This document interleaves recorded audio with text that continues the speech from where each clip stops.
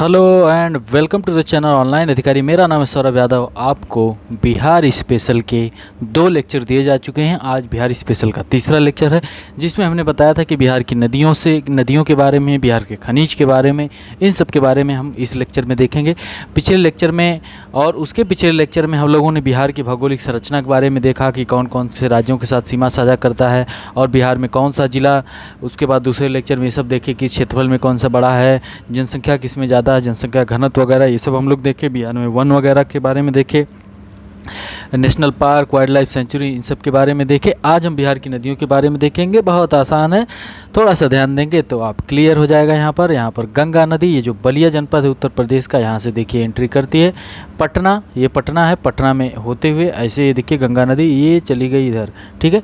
तो गंगा नदी लगभग उत्तरी भाग एक कट करती है, एक दक्षिणी भाग, लगभग कहते हैं कि लगभग 2 भागों में कट करती है बिहार को, यानी पूरे बीच से गंगा नदी जाती है बिहार से, ठीक है। आपको दिख रहा है ऐसे ही गंगा नदी जा रही है, ओके। अब क्वेश्चन यहाँ से पूछे जाते हैं कि गंगा नदी जो है कि इसमें कौन कौन सी नदियाँ आकर कहाँ मिलती हैं। कई बार क्वेश्चन पूछे गए कि गंगा नदी में गंडक नदी कहाँ पर मिलती है, और उसके अलावा पुनपुन नदी कहाँ, पुनपुन फल्गु ये दोनों नदियाँ आकर कहाँ मिलती हैं।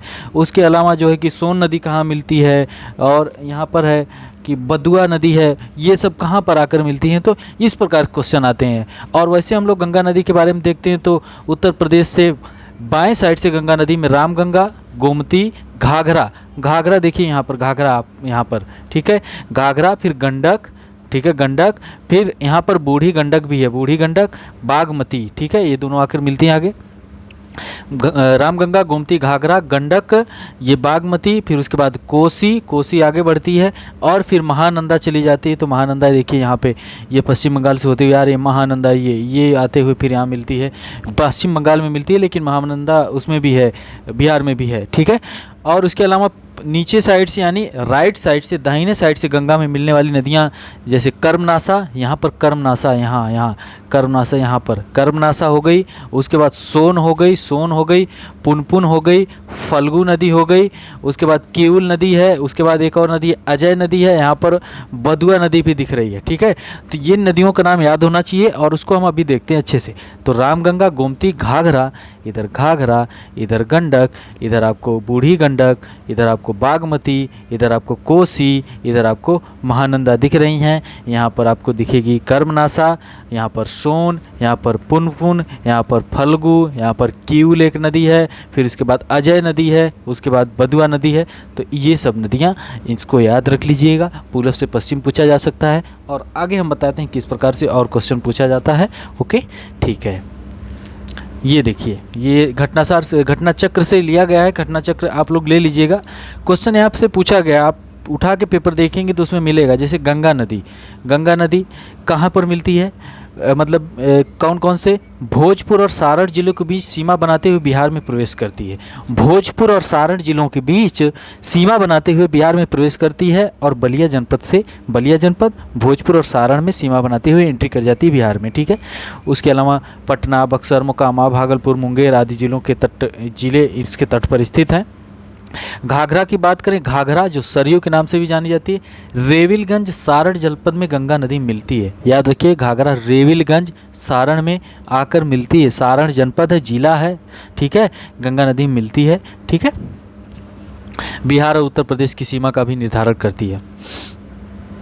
गंडक गंगा नदी में पहलेजा घाट के पास पटना में, याद रखिए, गंडक पहलेजा घाट पटना में है, वहाँ पर आकर मिलती है। इसका नाम नेपाल में सप्तगंडकी के नाम से प्रसिद्ध है। इसकी 7 प्रमुख सहायक नदियाँ त्रिशूली, बूढ़ी गंडक, मत्स्यांगदी, सेती, दरौंदी, मादी, काली गंडक, नारायणी, शालिग्रामी के नाम से भी प्रसिद्ध है गंडक नदी। हाजीपुर, सोनपुर, मुजफ्फरपुर तट इसके बसे हुए हैं, ठीक है, तट पर ये शहर बसे हुए हैं, ये ज़िले बसे हुए हैं। और क्वेश्चन पूछे जा सकते हैं, अक्सर करके क्वेश्चन थोड़ा सा टफ बनाया जाता है, तो ये सब चीज़ें पूछी जाती हैं, ओके। चलिए आगे बढ़ते हैं। बूढ़ी गंडक की बात करें, बूढ़ी गंडक खगड़िया के निकट गंगा नदी में मिलती है, खगड़िया के निकट गंगा नदी में मिलती है। बागमती, कोसी नदी, बदला घाट है एक जगह, वहाँ पर मिलती है। कमला, बागमती, बदला घाट के पास, बागमती कमला दोनों। कोसी नदी, गंगा नदी, कुसरेला कटिहार जिले में। याद रखिए, कोसी कुसरेला कटिहार जिला, का गंगा नदी, ठीक है, कोसी गंगा नदी मिलती है कुशरेला कटिहार जिले में। महानंदा निकलती दार्जिलिंग से, गंगा नदी गोदागारी घाट बांग्लादेश में वहाँ पर जाकर मिलती है, ठीक है। तो ये हो गई महानंदा दार्जिलिंग से निकलती उत्तर दिनाजपुर बिहार के किशनगंज मालदा पश्चिम बंगाल होते हुए बांग्लादेश में गंगा नदी में मिल जाती है। इसकी लंबाई 360 किलोमीटर है। महानंदा की बात होगी। अब नीचे यानी दक्षिण साइड से यानी दाहिने साइड से गंगा मिलने वाली नदियाँ जैसे सोन हो गई गंगा नदी में। सोन नदी कहाँ मिलती है? पटना के निकट गंगा नदी में मिल जाती है जाकर। मैकाल पर्वत अमरकंटक की श्रेणी मध्य प्रदेश से निकलती है। पुनपुन जो है छोटा नागपुर पठार पलामू झारखंड से निकलती है। फतुहा पटना में गंगा नदी मिलती है, ये नाम याद करिएगा।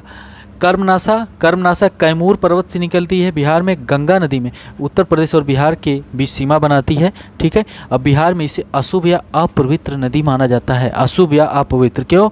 क्योंकि थोड़ा चौड़ी है। कर्मनासा नाम पड़ा है, तैरते हुए जाएंगे, थक जाएंगे और निपट जाएंगे, तो कर्म का नाश हो जाता है, ठीक है। कर्मनासा की हार मुंशी प्रेमचंद जी ने शायद लिखा है। गंगा नदी, ठीक है, चौसा के पास। अजय भागीरथी नदी पश्चिम बंगाल में, देवघर झारखंड से निकलती है, बिहार के मुंगेर जिले में प्रवाहित होती है। अजय नदी किऊल गंगा नदी में मिलती है, सूरजगढ़ लखीसराय में। फल्गु पुनपुन नदी में मिलती है, फिर आगे जाके ये दोनों मिल जाती हैं गंगा में, है ना। बौद्ध एवं हिंदुओं के लिए प्रसिद्ध है, पितृपक्ष के दौरान पिंडदान के लिए भी यह प्रसिद्ध है, ठीक है, फल्गु नदी। तो ये कुछ नदियां हैं, ओके। तो ये बहुत महत्वपूर्ण है। ये जो तो 2 पेज सामने आपके दिख रहे हैं, यहाँ से एक आध क्वेश्चन डन है, पक्का है, ओके। इसके बाद कुंड है कुछ। कुंड तलहार कुंड जिले कैमूर में है, दुर्गावती नदी के समीप है, कैमूर पठार पर अवस्थित है, ऊंचाई 80 मीटर है। तलहार कुंड कैमूर में है। तलहार कुंड कैमूर जनपद में है। करकटगढ़ चैनपुर कैमूर जनपद में है, ठीक है, कैमूर पर्वत श्रृंखला पर उत्तर प्रदेश सीमा के निकट। काकोलत नवादा में, नवादा जिले में। तुतला सासाराम में, मजहर सासाराम में, धुआंकुंड सासाराम। तुतला मजहर सासाराम तीनों सासाराम में है, ठीक है। और काकोलत नवादा में है। काकोलत नवादा में है। काकोलत पहाड़ी पर स्थित है। करकट कैमूर में है। कैमूर। तलहार कुंड दुर्गावती नदी के समीप है, कैमूर जनपद में, ओके। कैमूर उत्तर प्रदेश के साथ सीमा साझा करता है। आगे बात करते हैं, नलकूप सिंचाई का मुख्य स्रोत है बिहार में और सर्वाधिक सिंचाई उत्तर प्रदेश में होती है क्षेत्रफल की दृष्टि से। बिहार के 63.5% मतलब 63.5% क्षेत्र की सिंचाई नलकूपों के द्वारा होती है ना। और उसके बाद जो कुल सिंचित क्षेत्र का 30.2% था नहरों के द्वारा सिंचाई की बात करें तो 30.2% के द्वारा सिंचाई नहरों से होती है, यानी 30% तक नहरों से सिंचाई होती है। 63.5% तक सिंचाई किससे होती है? नलकूपों से सिंचाई होती है, ओके। नलकूपों से सर्वाधिक सिंचाई है बिहार में। उसके बाद दूसरे नंबर पे नहरों के द्वारा होती है। और सकल सिंचित क्षेत्र की बात करें तो रोहतास में है, और रोहतास याद रखिएगा, रोहतास में सकल सिंचित क्षेत्र सर्वाधिक है। रोहतास में गेहूं वगैरह चावल वगैरह सर्वाधिक होते भी हैं, है ना, तो सिंचित क्षेत्र भी ज़्यादा है। और सबसे कम शिवहर में है। गौरतलब है कि नहरों की सिंचाई के मामले में भी रोहतास शीर्ष पर है। उसके बाद पश्चिम चंपारण है ना। नहरों से सिंचाई में सकल सिंचाई सभी सिंचाई की बात करें तो रोहतास, नहरों से करें तो रोहतास, सबसे कम शिवहर में, और नहरों की बात करें तो पश्चिम बंगाल उसके बाद आता, फिर औरंगाबाद का स्थान है ना, याद रखिएगा, ठीक है। चीज़ें महत्वपूर्ण हैं। यहाँ पर बिहार का मैप, और यहाँ पर झील जलप्रपात एवं कुंड के बारे में दिया गया। झील जलप्रपात और कुंड के बारे में यहाँ से क्वेश्चन बनते हैं। अब मुंगेर जनपद में 4 कुंड हैं। मुंगेर जनपद में 4 कुंड दिए हैं। ऋषि कुंड, सीता कुंड, लक्ष्मण कुंड, रामेश्वर कुंड। ऋषि सीता लक्ष्मण राम लक्ष्मण सीता, ठीक है, राम लक्ष्मण सीता कुंड ऋषि, ठीक है। ऋषि जी मिलते हैं राम लक्ष्मण सीता जब जंगल में जाते हैं मुंगेर, है ना, याद रखिएगा, याद हो जाएगा। रामेश्वर, ठीक है, रामेश्वर, लक्ष्मण सीता कुंड, ऋषि कुंड, ओके। तपोवन गर्म जनकुल, तपोवन तप गया, ठीक है, तप गया तपोवन गया में है, ओके। यहाँ पर तुतला, मंझर कुंड, धुआं कुंड और कशिश जलप्रपात, कशिश, ठीक है, कशिश, तुतला, मंझर कुंड और कशिश रोहतास में है। कशिश, तुतला, मंझर रोहतास में है। तलहार कुंड, करकट कुंड कैमूर भभुआ में है। और यहाँ पर नालंदा में देखिए कई कुंड है। ब्रह्म कुंड, सूर्य कुंड, मकदुम कुंड, घोड़ा कटोरा झील, पांडु पोखर, घोड़ा कटोरा झील याद रखिएगा, पांडु पोखर, ये सब कहाँ है? नालंदा में, नालंदा जनपद में, नालंदा जिले में है, ठीक है। ब्रह्म कुंड, सूर्य कुंड, घोड़ा कटोरा, पांडु पोखर, ये तो याद रखना होगा, ये भी याद रखना होगा, ये भी यहाँ तो याद होगा। यहाँ तप गए, बरैला झील, बरैल झील है वैशाली में, ब से बरैल, वै से वैशाली कर दीजिए, वैशाली में है। और काबर ताल बिहार में प्रथम रामसार आर्द्रभूमि स्थल, रामसार आर्द्रभूमि स्थल। वर्तमान समय में रामसार स्थल भारत में 49 हो चुके हैं, सर्वाधिक उत्तर प्रदेश में 10 हैं। 2022 मार्च का डेटा है, ठीक है। 49 रामसर स्थल हो गए, सर्वाधिक उत्तर प्रदेश में है। काबरताल बिहार में प्रथम रामसर आर्द्रभूमि स्थल है बेगूसराय में। काबर कब कब कब कब कब, बरैला वैशाली, ऋषि राम लक्ष्मण सीता मुंगेर, तपगया गया में, तुतला मंझर और कशिश धुआं कुंड रोहतास में, तलहार और करकट कैमूर में, ब्रह्मकुंड, सूर्यकुंड, मखदुम कुंड, घोड़ा कटोरा, पांडु पोखर नालंदा में। ओके, आगे बढ़ते हैं। बिहार की प्रमुख नदी घाटी परियोजनाएं, कोसी जल विद्युत परियोजना कोसी नदी पर है बिहार और नेपाल के बॉर्डर पर। सोन नदी परियोजना सोन नदी पर बिहार में। गंडक परियोजना गंडक में बिहार, उत्तर प्रदेश, नेपाल तीनों की संयुक्त परियोजना है। बाढ़ सागर सोन नदी पर बिहार, यूपी, एमपी की है।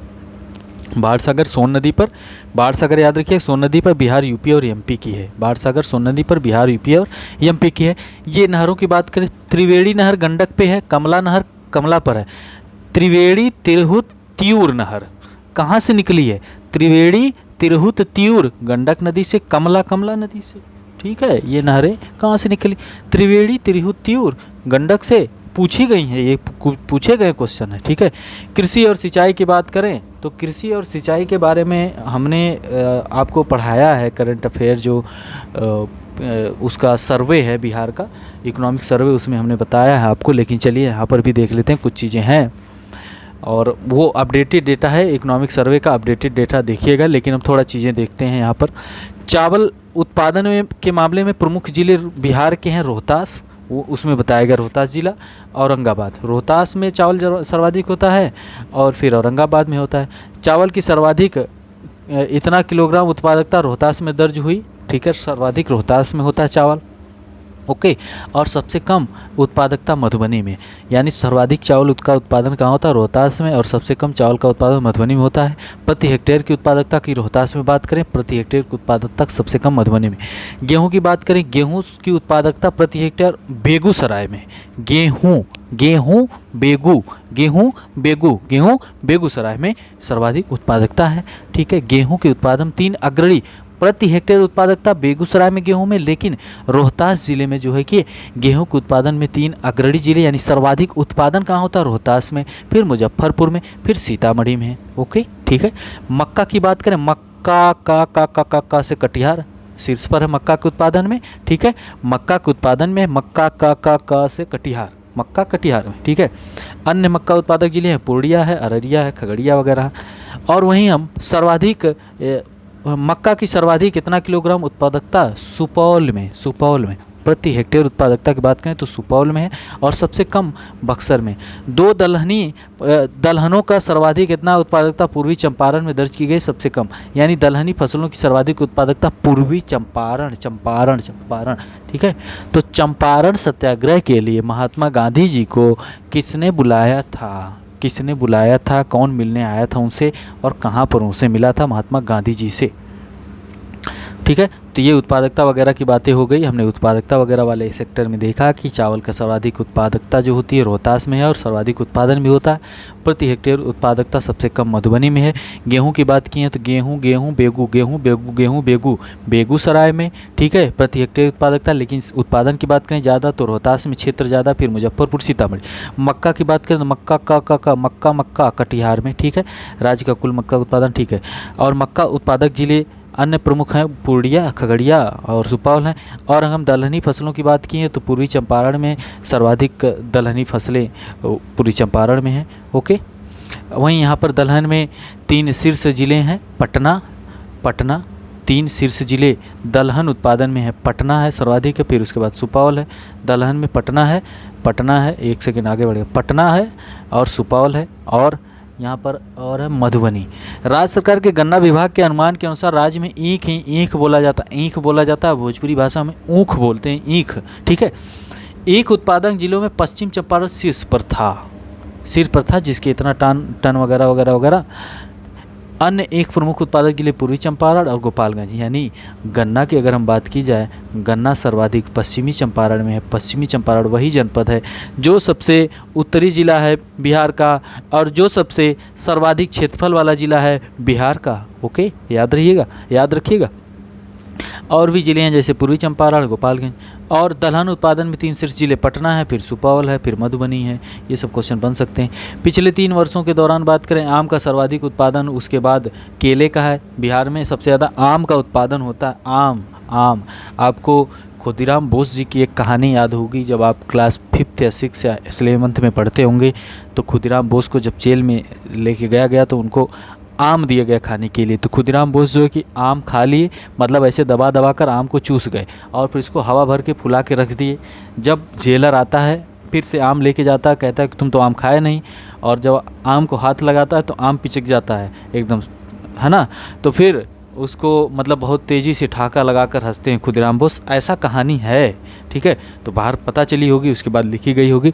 मतलब 15 साल 16 साल की उम्र थी, ऐसे उनको फांसी की सज़ा हो गई थी खुदीराम बोस को, जो मुजफ्फरपुर ज़िले से संबंधित थे। मुजफ्फरपुर जनपद में जाएंगे आप लोग तो वहाँ पर मतलब मेन स्टेशन पे ही आपको खुदीराम बोस द्वार मिलेगा लिखा हुआ।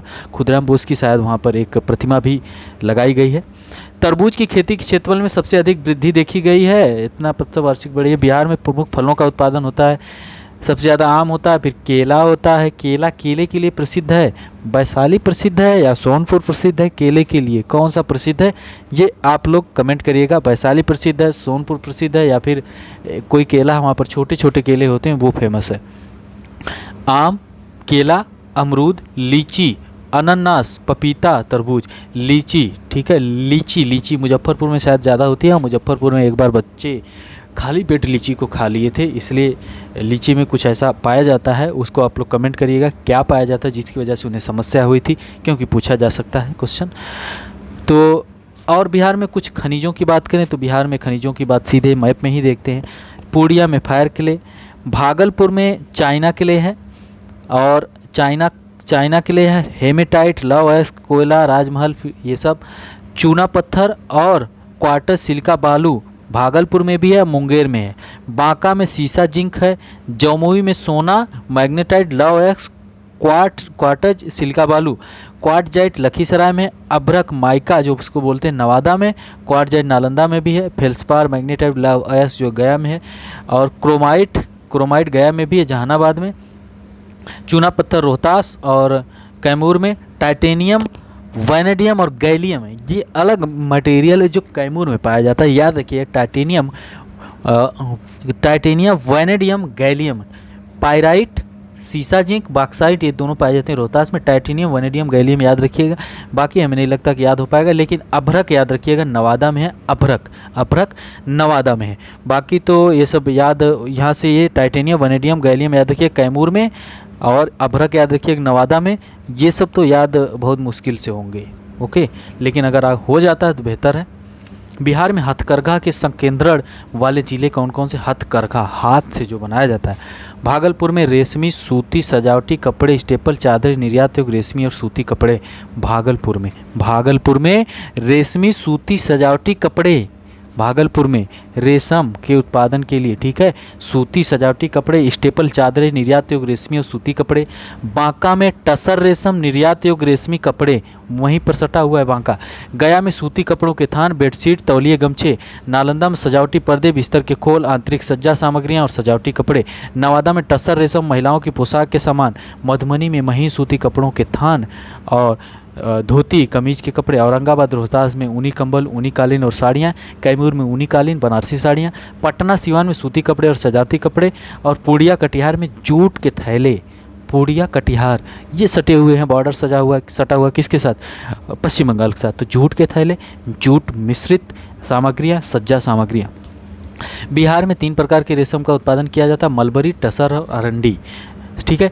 अरंडी बोलते हैं, अरड़ी बोलते हैं, मलबरी, टसर और अरडी रेशम का उत्पादन बेगूसराय जिले तक सीमित है। बेगूसराय में अरडी रेशम का उत्पादन होता है। बिहार राज्य मखाना उत्पादन करने वाला देश का एकमात्र राज्य है। बिहार में मखाना सबसे ज़्यादा उत्पादन किया जाता है, एकमात्र राज्य है। मखाना आप जानते होंगे, जगह जगह पर उसको लावा बोला जाता है। लावा सफ़ेद सफ़ेद होता है जो मखाना। इसका उत्पादन देखिएगा, आप लोग यूट्यूब पे सर्च करिएगा, 2-4 मिनट की वीडियो मिलेंगे। इसमें बहुत मेहनत होती है इसको उत्पादन करने में। पानी के अंदर इसका फल गिर जाता है, फिर उसके बाद उसको निकालते हैं लोग, फिर उसके बाद उसको भट्टी वगैरह में ऐसे करके तब वो सफ़ेद सफ़ेद होता है, उसको पिटाई करते हैं तब। भागलपुर को रेशमी वस्त्रों के उत्पादन के कारण सिल्क सिटी भी कहा जाता है। भागलपुर को रेशमी वस्त्रों के उत्पादन के कारण सिल्क सिटी भी कहा जाता है। औरंगाबाद जिले का ओबरा कालीन उद्योग के लिए प्रसिद्ध है। औरंगाबाद जिले का ओबरा कालीन उद्योग के लिए प्रसिद्ध है। कालीन उद्योग के लिए प्रसिद्ध है, ठीक है, ओबरा। ओके, चलिए। बिहार के खनिज आधारित मुख्य उद्योगों की बात करें तो सीमेंट की बात करें तो Kalyanpur cement limited, Kalyanpur cement limited Banjari Rohtas Aurangabad में, रोहतास में भी, औरंगाबाद। कल्याणपुर सीमेंट लिमिटेड बंजारी रोहतास में है, श्री सीमेंट लिमिटेड औरंगाबाद में। तो सीमेंट जो है कि रोहतास और औरंगाबाद में, जो हमने बताया था रंग नहीं जाएगा, रोहतास और औरंगाबाद में, रोहतास और औरंगाबाद में सीमेंट। उर्वरक की बात करें तो धनुकागरा मुजफ्फरपुर में, मुजफ्फरपुर में उर्वरक, मुजफ्फरपुर जो बताएं खुदराम बोस से रिलेटेड। पेट्रोलियम रिफाइनरी की बात करें तो बरौनी इंडियन ऑयल कॉर्पोरेशन, आप कमेंट करिएगा बरौनी बिहार के किस ज़िले में है। IOC इंडियन ऑयल कॉर्पोरेशन का वहाँ पे है, ठीक है, बरौनी, है ना। यहाँ पर कुछ चीज़ें रखी गई, यहाँ से क्वेश्चन पूछे जाते हैं। जूट की हम बात किए थे तो हम बताए थे पूर्णिया और कटिहार जो सटे हुए हैं ज़िले पश्चिम बंगाल के साथ। सूती वस्त्र के लिए भागलपुर बताएं, उसके अलावा गया, पटना, मुंगेर भी। उर्वरक उद्योग बरौनी, चमड़ा उद्योग पटना, नालंदा, मुजफ्फरपुर, गया। भारत वैगन और इंजीनियरिंग कंपनी जो है मोकामा पटना में है, मोकामा पटना में, है ना। Bata India limited Mokama Patna में है। तेल शोधन कारखाना बरौनी बेगूसराय, लो बताई दी। Bihar state scooters limited Fatuha Patna में। रेशम उद्योग भागलपुर में। तसर रेशम बांका। रेल पहिया बेलापुर सारण में। विद्युत लोकोमोटिव कारखाना मधेपुरा। सीमेंट उद्योग डालमिया नगर रोहतास में, सीमेंट उद्योग डालमिया नगर रोहतास में, सीमेंट उद्योग डालमिया नगर रोहतास में। विद्युत लोकोमोटिव कारखाना मधेपुरा। रेल पहिया बेलापुर सारण। टसर रेशम बांका। रेशम उद्योग Bhagalpur. Bihar state scooter limited Fatuha Patna. तेल शोधन कारखाना बरौनी बेगूसराय। बाटा India limited Mokama Patna. Bharat wagon engineering company Mokama Patna. Jute उद्योग पूर्णिया कटिहार। सूती वस्त्र उद्योग गया भागलपुर पटना मुंगेर। उर्वरक उद्योग बरौनी, ठीक है। तो ये महत्वपूर्ण है। गौरतलब है कि बिहार में प्रथम चीनी मिल 1840 में बेतिया में डचों द्वारा प्रारंभ की गई थी। 1840 में पहली चीनी मिल बेतिया में डचों के द्वारा चालू की गई थी। किशनगंज में चाय की खेती की जाती। किशनगंज सबसे पूर्वी जिला है ना चाय की खेती। बिहार में हस्तकरघा संबंधित शीर्ष स्तर पर 2 विपणन संस्थान हैं। बिहार राज्य हस्तकरघा संघ पटना और बिहार राज्य ऊन एवं भेड़ संघ पटना, दोनों पटना में है ना। कुछ महत्वपूर्ण स्थल हैं और कुछ महत्वपूर्ण लोग बिहार के, महत्वपूर्ण स्थल, महत्वपूर्ण लोग, प्रमुख व्यक्तित्व। उसके अलावा बिहार के इतिहास की चीज़ें जो होंगी उसको अगले लेक्चर में कंप्लीट कर दिया जाएगा और 4 लेक्चर में पूरा बिहार कंप्लीट हो जाएगा। हाँ, ध्यान देने के लिए ये बात है कि आपको रटना होगा, कुछ चीज़ें आपको रटनी पड़ेंगी। निकालना है एग्ज़ाम तो रटना पड़ेगा, क्योंकि 10 क्वेश्चन जो होते हैं मैथ के आते हैं बिहार में, 10 क्वेश्चन मैथ होता 10, ठीक है। और पिछली बार कट ऑफ 108 गया था बिहार में, 108 कट ऑफ गया था 150 क्वेश्चन में, है ना। तो 108 तो बहुत ज़्यादा हो गया, इसलिए मेहनत करनी होगी तभी निकलेगा। 108 150 में 108 बहुत ज़्यादा होगा। 108 क्वेश्चन गया हुआ था। एक क्वेश्चन 1 नंबर का होता है, 150 नंबर का है, सीधा हिसाब है और कोई माइनस मार्किंग नहीं है बिहार में। और एक क्वेश्चन में 5 ऑप्शन होते हैं। तो ये एक फैक्ट अगर आपको बिहार का याद हो जाएगा। 30-35 क्वेश्चन बिना बिहार पढ़े तुक्का लगा के हो सकता है, बहुत रेयर केस है, तुक्का वैसे चलता नहीं है, बहुत रेयर केस है कि हो जाएगा, लेकिन आपको पढ़ना पड़ेगा। मिलते हैं अगले लेक्चर में, बहुत बहुत धन्यवाद।